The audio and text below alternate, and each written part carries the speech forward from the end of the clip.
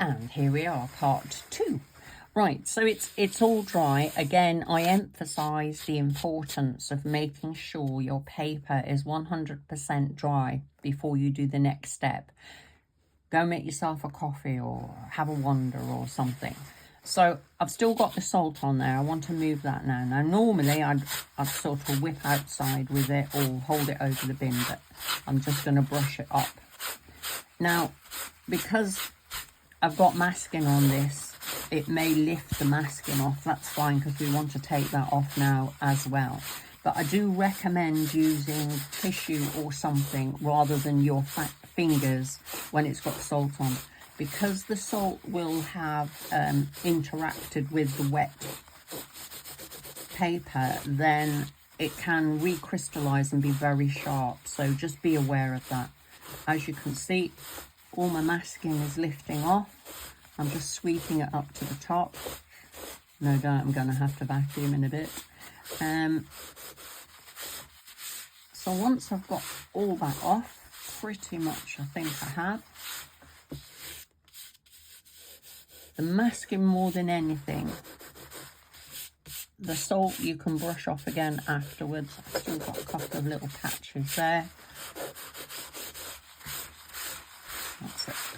So you've got options again here. You can use a brush, you can use your watercolour pencils. It's entirely up to you.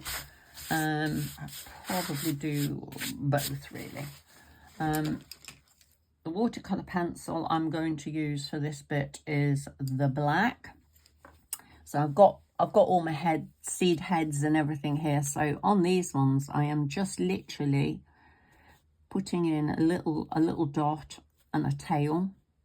Some of them I'm going onto and some of them underneath. That just gives you a slightly different perspective of it, if you like.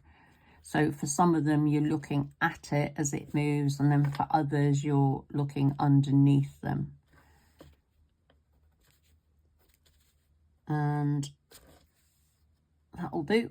And then with these, again, I'm going to put a dot in the center if you need to. You want your pencil to have a reasonably good point on it. This one is wearing down again. And all I'm doing is just pulling a few little sticks out.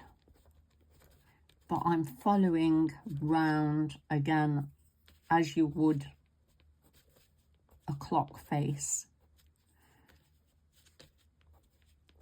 You don't need to put them in every single space, just a few here and there. But you can do it with a brush if that would be your preference. It's really up to you. Pretty much the same with this one. Again, just keep remembering that you need to change angles. Don't end up going sort of everywhere one way. Now, on these ones with the back, I will often use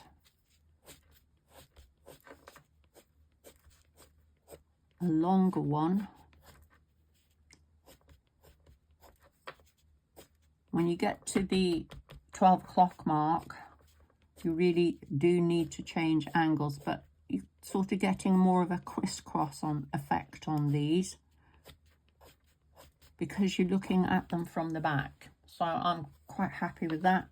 This one, everything is coming towards this shape here. That is your center point on this one. So everything's angling back towards that.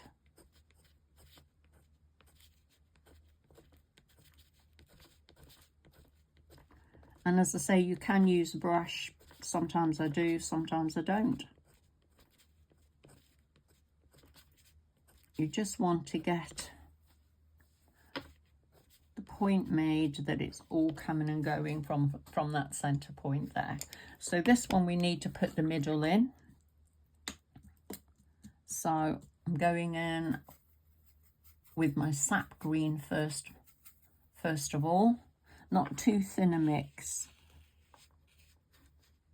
Because we've had the masking on, you can ignore whatever is around it or underneath it. So I'm going in with that first, Then I'm picking up some of the dark green, much darker.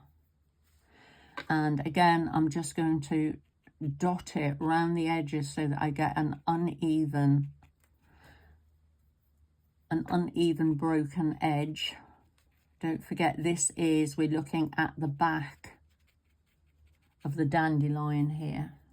So this is the back edge of it, or the back view of it.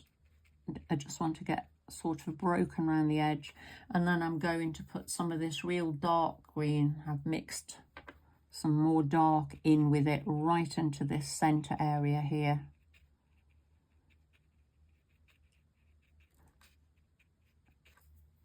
And with some of this very dark green, this is where I'm going to take my stem from. I'm just going to ignore everything else and bring it down through there.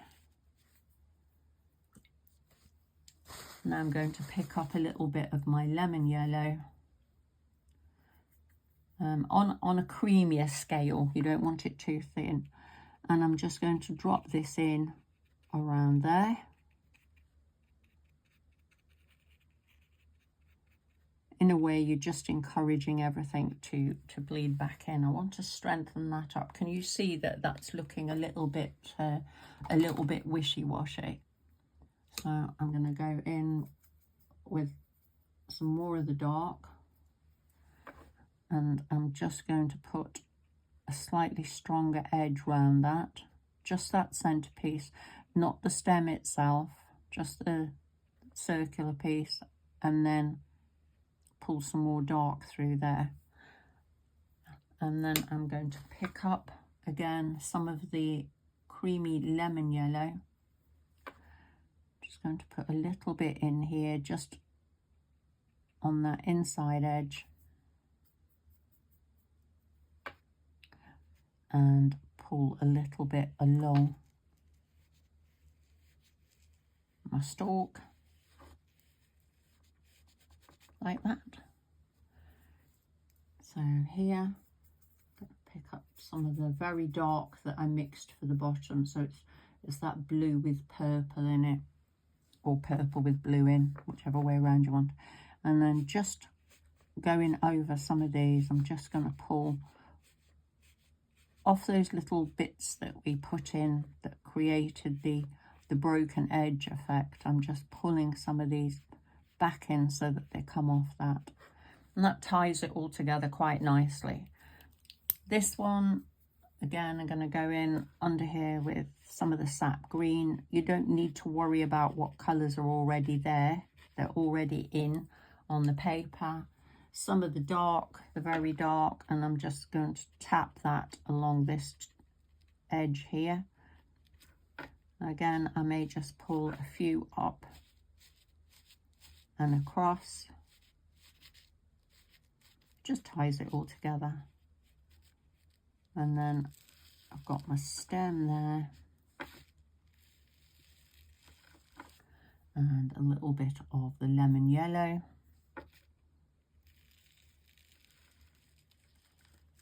And then my other stems, again, it's up to you. You could go back and go in with your pencil, or you can just use what you've got on the brush already. So I'm just going to go here, pick it up again, bring it down.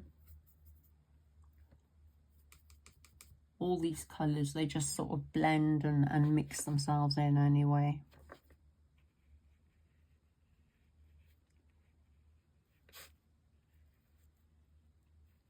You can see I'm making no effort to outline things.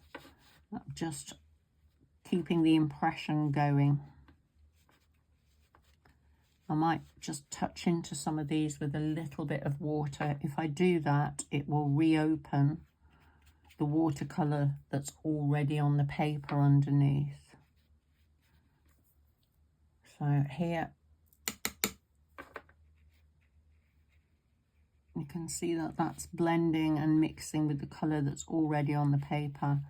It will change the texture of it because I had salt everywhere. So this will change the texture of it a little bit.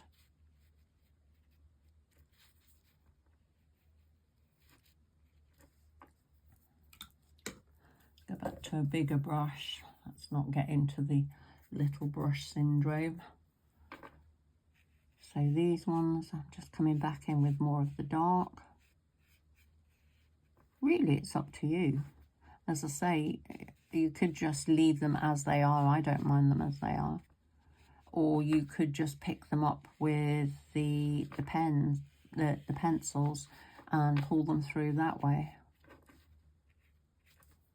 And I've got a couple of larger ones down here.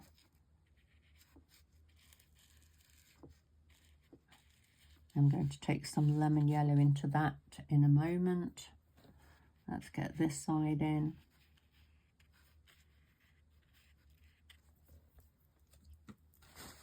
Right, pick up some lemon yellow.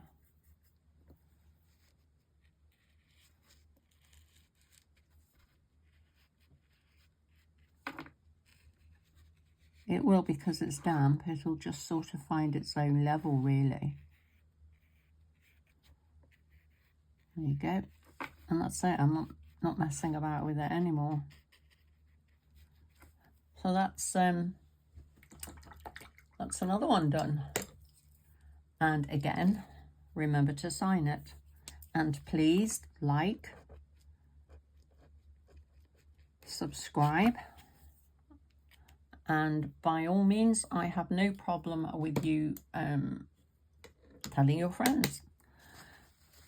If you feel, just as a little final bit here, if you feel that it's too stark white, then all I'm doing is touching tiny little bit of paint on my brush, and that will create more of a shadowy impression for you. Again, it's up to you. If you like it on the bright white, just leave it. You don't need to do this.